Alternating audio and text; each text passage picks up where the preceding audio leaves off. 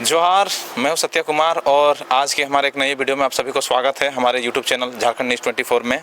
और आज हमारे साथ में जो मेहमान जुड़ने वाले हैं वो जेएलकेएम पार्टी के वरीय उपाध्यक्ष मोतीलाल महतो जी, और पार्टी के चाणक्य के नाम से हम लोग जानते हैं उनको, और पार्टी के काफ़ी जो है मेन मुद्दों को उजागर करते हैं और पार्टी के बहुत सारे काम को देखते हैं।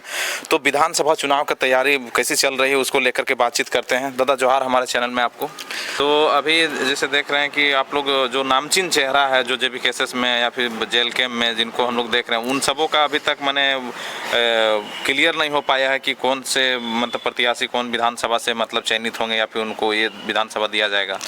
देखिए, एक्चुअली में इस संगठन में हम लोग ने, इस पार्टी में हम लोग ने पूरी तरह से लोकतंत्र को कायम करने का प्रयास किया है। लोकतंत्र कहने का मतलब है कि जैसे बीजेपी है, आसू है, कांग्रेस है, जेएमएम है, इन सारी पार्टियों में क्या होता था कि जिसका पैरवी रहता था, जिनके पास अटैची है, अटैची कहने का मतलब जिसके पास धन है और बल है, वो लोग जिसका कांटेक्ट होता था वो जाते थे, अपना धन बल का प्रयोग करते थे और उनको टिकट मिल जाता था। लेकिन जेबी केसेस जेएलकेएम एक ऐसा पार्टी है जहां पूरी तरह से लोकतंत्र को कायम किया गया है। सबसे पहले हम लोगों ने फॉर्म भराया कि जितने भी दावेदारी हैं, जिन्होंने तैयारी किया है, जो चुनाव लड़ने की इच्छा रखते हैं, उनको हम लोगों ने दावेदारी पेश करने का मौका दिया फॉर्म के माध्यम से। फॉर्म भरने के बाद हम लोग ने एक प्रोटेम प्रभारी भेजा और जो विधानसभा से प्रत्याशी हैं उनका सारा का रिव्यू लिया। रिव्यू लेने के बाद उनका 3 नामों का उसमें सिलेक्शन किया गया। फिर उन 3 नामों के बाद भी हम लोगों ने एक समन्वय समिति बनाया कि वो 3 उम्मीदवारों में से समन्वय बने। समन्वय बनने के बाद हम लोगों ने एक संसदीय बोर्ड बनाया और एक स्क्रीनिंग कमेटी।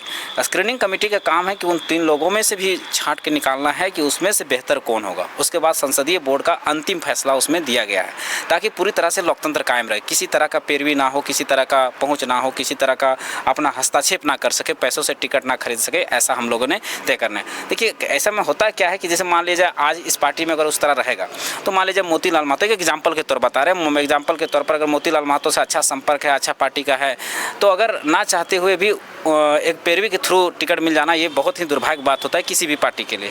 तो इसके लिए हम लोगों ने एक सिस्टम तय किया कि एक अच्छा उम्मीदवार का चयन हो सके और उसको टिकट मिले जो सही में इसके भागीदार हैं, जो सही में इसके हकदार हैं।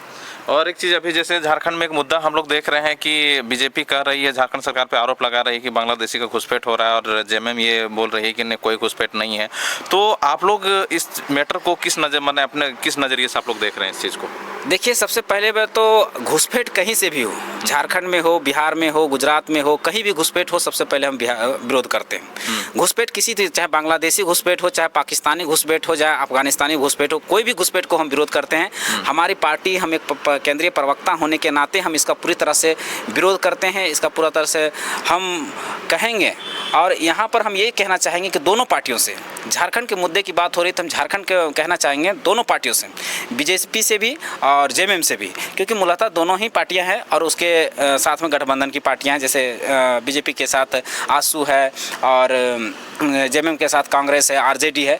तो मूलतः इन दोनों गठबंधन के पार्टियों से हम कहना चाहेंगे कि सेंट्रल में जो है बीजेपी राज कर रही है और बीजेपी का कम से कम 10 सालों से सरकार है और ये तीसरा टर्म चल रहा है। तो तीसरा टर्म में अगर घुसपैठ हो रहा है, ठीक है, तो ये मामला आता है केंद्र सूची का और समवर्ती सूची का। तो केंद्र में कौन बैठा हुआ है? बीजेपी की सरकार है। और ये घुसपैठ का जो मामला आता है वो गृह मंत्रालय में आता है। गृह मंत्रालय की कुछ गुप्तचर एजेंसियां होती है, जैसे IB intelligence bureau, NIA national investigation agency, उसके बाद रॉ, ये सारी गुप्तचर एजेंसियां हैं। इनका काम होता है कि देश विरोधी जितनी गतिविधियां हो रही, चाहे आतंकवाद की मामला हो, चाहे घुसपैठ की मामला हो, इन सब चीज़ को छानबीन करना, और अगर घुसपैठ हो रही तो उसका रिपोर्ट गृह मंत्रालय को आनी। गृह मंत्रालय में अभी कौन है? गृह मंत्री कौन है? अमित शाह हैं। उनके रिपोर्ट सौंपना। अब हम उनसे, सरकार से सवाल पूछना है तो कि अगर घुसपैठ हो रही है तो आपका आईबी इंटेलिजेंस ब्यूरो, जो गुप्तचर संस्थाएं, वो क्या कर रही हैं? और अगर वो सही रिपोर्ट दे रही हैं गृह मंत्रालय, तो गृह मंत्रालय इसको रोकने का काम क्यों नहीं कर रही? उसके बाद आता है बॉर्डर सिक्योरिटी फोर्स, बीएसएफ जिसको हम लोग बोलते हैं। बॉर्डर सिक्योरिटी फोर्स का काम होता है, ये गृह मंत्रालय ही सेंट्रल सरकार ही इसको ये करती, देख रेख में चलती है। इसका काम होता है घुसपैठ को रोकना। जब गुप्तचर संस्थाएं इसको रिपोर्ट सौंपती है तो उसका काम है बीएसएफ को उसका घुसपैठ को रोकना। तो वो घुसपैठ को क्यों नहीं रोक रही है? सीधा सीधा इस प्रश्न खड़ा होता है अमित शाह पर। जब आपकी सेंट्रल में सरकार है, जब बीजेपी वाले ही सवाल को उठा रहे हैं, तो ये अमित शाह से क्यों नहीं पूछते? वो लोग जो यहाँ के प्रभारी बन के आए हैं, जो भी बीजेपी के, वो हमसे हमारे यहाँ से सवाल कर रहे हैं, तो वो क्यों नहीं अमित शाह से सवाल करते हैं? क्यों ना मोदी जी से सवाल करते हैं? अब दूसरा मामला आता है जेएमएम में यानी हेमंत सोरेन पर। हेमंत, जब समवर्ती सूची की बात आती है, समवर्ती सूची में राय सूची और संघ सूची दोनों मिलकर उसमें कानून बनाते हैं, तो ये मामला राय सूची और संघ सूची दोनों की है, तो दोनों मिल बैठकर ये बात क्यों नहीं करते? अगर घुसपैठ हो रही है, उसके बाद इसका सारा जिम्मेवारी बनता है राज्य सरकार पर कि राज्य सरकार केंद्र सरकार के साथ में मिल के बैठ के बात करे और उसमें रोक लगाए। अगर कोई घुसपैठ हो तो चिन्हित करके बाहर निकाले। ये दोनों एक तरह से खेल खेल रही है, चूहे बिल्ली वाला खेल खेल रही है। वो कह रही है उसका दोष है, वो कह रही है उसका दोष है, लेकिन यहाँ सही माना जाए तो ये दोनों का दोष है। ये दोनों नहीं चाहती है कि मामला सॉल्व हो, ये दोनों नहीं चाहती है। तो आप समवर्ती सूची में आता है, बुड़बक बनाइए मत। झारखंड की जनता जाग चुकी है, ये मामला दोनों की है। अगर सही में घुसपैठ हो रही है तो घुसपैठ रोकने का काम केंद्र सरकार की है, और घुसपैठ हो चुका है तो इसको बाहर निकाल कर काम राज्य सरकार और केंद्र सरकार दोनों की है। दोनों इस पर डिसीजन लें और चूहे बिल्ली का काम करना बंद करें। कि हाल ही में हम लोग देखें कि आपके केंद्रीय अध्यक्ष जी का दौरा था आपका संथाल परगना का, जो मतलब माहौल धनबाद बोकारो इधर देखने को मिलता था, वो संथाल परगना में भी उनको वो प्यार मिला।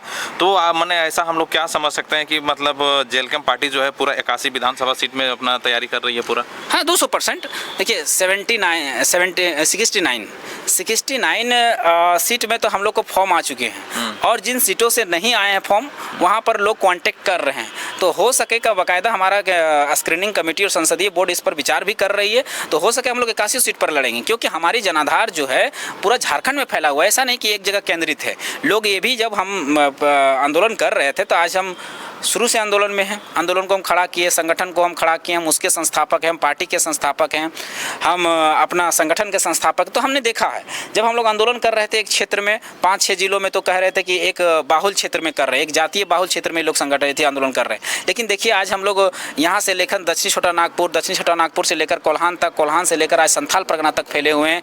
आज वहाँ जितना भीड़ हमारा बोकारो धनबाद या इस क्षेत्र में उमड़ता है, उतना ही संथाल के क्षेत्र में उमड़ रहा है, संथाल परगना के क्षेत्र में उड़ रहा है। तो इससे साबित होता है कि झारखंड बहुत सालों से शोषित है, और केवल यहाँ एक जाति वर्ग के लिए लोग शोषित नहीं है, यहाँ सभी जाति वर्ग के लोग शोषित हैं, चाहे वो आदिवासी हो, एससी हो, एसटी हो, चाहे मुस्लिम हो, चाहे कोई भी जाति वर्ग के लोग हों, सभी शोषित है। और वही शोषण का नतीजा है कि लोग एक जयराम महतो और उनके साथी एक आवाज़ बनकर उभरे हैं, तो उनका साथ देने का काम कर रहे हैं। इन्हीं से पार्टियां डर गई हैं, और इसीलिए इसी तरह का षड्यंत्र रच रहा है कि कैसे इनको गिराया जाए।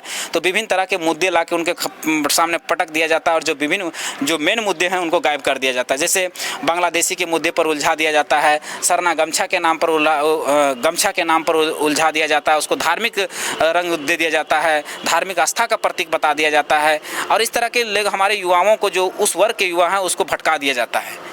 जबकि ये नहीं होना चाहिए। सच्चाई नहीं दिखाती है, कोई भी पार्टियां सच्चाई नहीं दिखाती। अगर सच्चाई दिखाएं तो इनका पोल खुल जाएगा, और पोल खुल जाएगा तो सत्ता में बैठ नहीं पाएंगे, इसलिए इनको बरगलाने का काम करती है। तो ये चीज़ हम युवाओं से अपील करना चाहेंगे, उस वर्ग के युवा से भी अपील करना चाहेंगे, झारखंड के युवा से अपील करना चाहेंगे कि इन पार्टियों के बहकावे में ना आवें, और अपना इस बार 2024 का जो चुनाव होगा उसमें स्वास्थ्य, शिक्षा, रोजगार और एक सही उम्मीदवार, एक पढ़ा लिखा उम्मीदवार देखकर उसका चयन करें, कैंडिडेट का चयन करें, पार्टियों पर वोट ना करें, अपने बुद्धि और विवेक से वोट करें, तभी जाके झारखंड में परिवर्तन आ सकती है। चलिए, बहुत बहुत धन्यवाद मोती जी हमारे चैनल में जुड़ने के लिए। आपका दिन शुभ हो। मिलते हैं अगले वीडियो में, तब तक के लिए आप सभी को जोहार।